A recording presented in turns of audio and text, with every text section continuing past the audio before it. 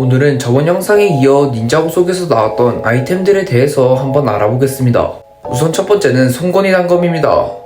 이름에서부터 알 수 있다시피 아마도 위대한 파괴자의 송곳니로 제작됐을 것으로 보이고 총 4가지가 존재하며 이 송곳니 단검을 오로보로스의 잃어버린 도시에 갖다 놓으면 위대한 파괴자의 봉인을 해제시킬 수 있습니다.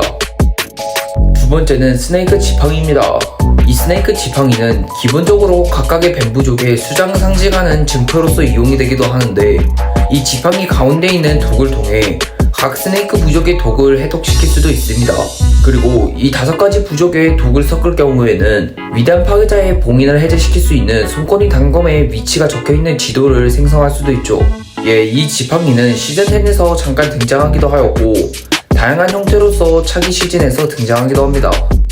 세 번째는 메가 황금 무기입니다.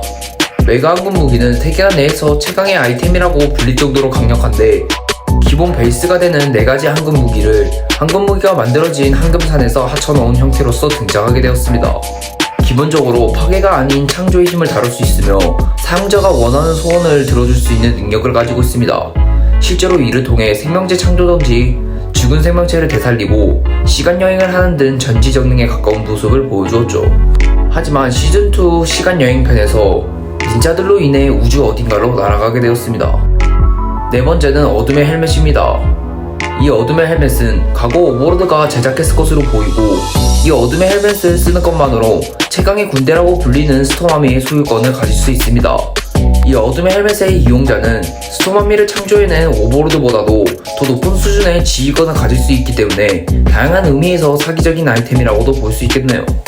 그리고 이 어둠의 헬멧을 쓰는 것으로 청상의 시계가 발동되어 최고로 나쁜 무기를 만드는 데 도움이 되기도 합니다. 시즌2 이후로는 시즌10에서 잠깐 등장하기도 하였습니다. 5번째 아이템은 황금 갑옷입니다. 황금 갑옷은 우주에 있었던 황금 무기를 해소해 오버로드가 제작해낸 무기로서 카이의 설명에 따르자면 만지는 것만으로 신체에 불이 붙을 정도로 상당히 위험한 아이템임을 알 수 있습니다. 이를 이용했던 오버로드는 황금 거미줄을 생성해내며 닌자고를 자기 마음대로 조정해내는 엄청난 스케일을 보여주었죠. 그리고 최초의 스피니추 마스터와 동급 수준의 강함을 가질 수 있다는 언급을 통해 이 아이템 역시 정말 사기적인 아이템임을 알 수 있습니다. 이 아이템이 비중 있게 등장했던 시즌3 이후로는 시즌10에서 등장해 카이로 인해 다시금 4가지 황금 무기로 변하게 되었습니다. 6번째는 원소의 지팡이입니다. 첸이 이용했던 아이템으로서 크로노스트리라는 원소의 힘을 흡수할 수 있는 특별한 강물로 제작된 이 아이템은 원소의 힘을 여러 개나 자유자재로 흡수해내고 상대로부터 빼앗을 수 있습니다. 실제로 빼앗은 원소의 힘을 자유자재로 컨트롤할 수 있기 때문에 사기적인 아이템이긴 하지만 땅에 내려치는 것만으로 파손이 될 정도로 내구도가 그리 대단한 아이템은 아니었습니다. 8번째는 에어로블레이드입니다. 바다 깊숙한 곳에 있는 딥스톤을 이용해 만들어진 무기이기 때문에 물에 상당한 약점을 가진 유령들에게 상당히 효과적인 무기입니다. 9번째는 렐름 크레스탈입니다. 최초의 스피니추 마스터가 제작한 것으로 보이고 닌자고의 16가지 차원을 자유자재로 이동할 수 있는 정말 효율적인 능력을 가지고 있습니다. 거기에 굳이 차원과 차원 간의 이동이 아닌 짧은 거리 역시 이동할 수 있기 때문에 정말 효율적인 능력을 가지고 있음은 확실하지만 내구도가 상당히 약한 편이라는 것이 큰 단점이겠네요. 다음은 진블레이드입니다. 진자고의 왕을 상징하는 아이템으로서 이용되는 이 무기는 타인을 타격하는 것만으로도 그 타인을 이 거방에 봉인시킬 수 있습니다. 심지어는 이 타인이 원소의 마스터의 경우에 이 원소의 힘 역시 자유자재로 다룰 수 있는 정말 사기적이었던 무기였습니다. 다음은 또 다른 정말 사기적인 무기인 타임블레이드입니다.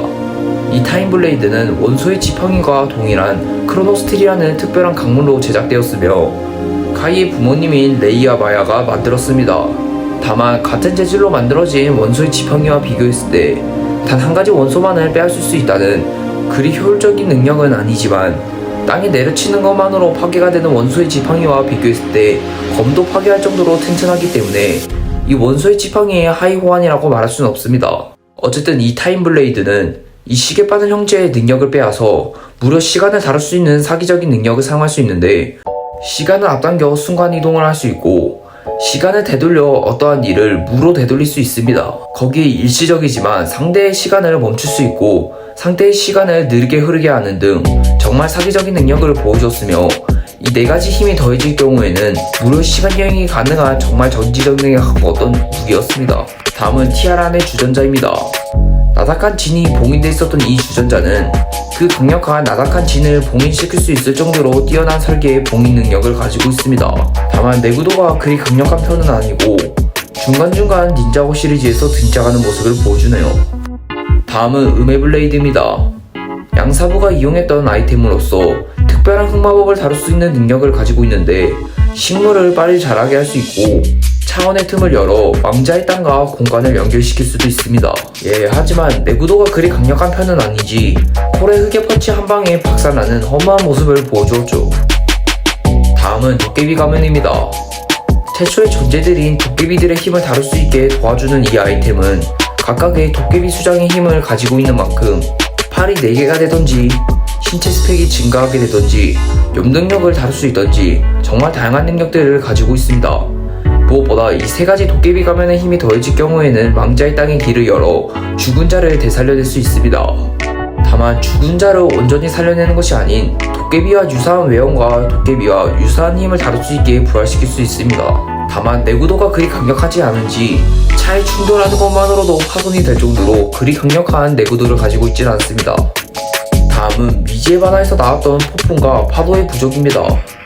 닌자고의 대륙이 탄생하기 이전부터 존재했던 아이템으로서 워지라 이마에 박혀있는 즉 워지라의 힘의 동력원이기도 합니다.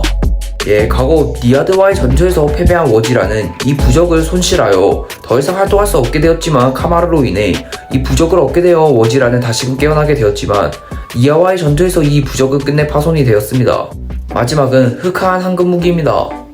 부활한 크리스탈 킹으로 인해 이 황금 무기는 기존과는 다른 창조의 힘이 아닌 크리스탈의 힘을 이용할 수 있는데 원거리 공격을 통해 크리스탈을 생성해낼 수 있고 이 검을 만지는 것만으로 흑화할 정도로 정말 위험한 아이템이기도 합니다.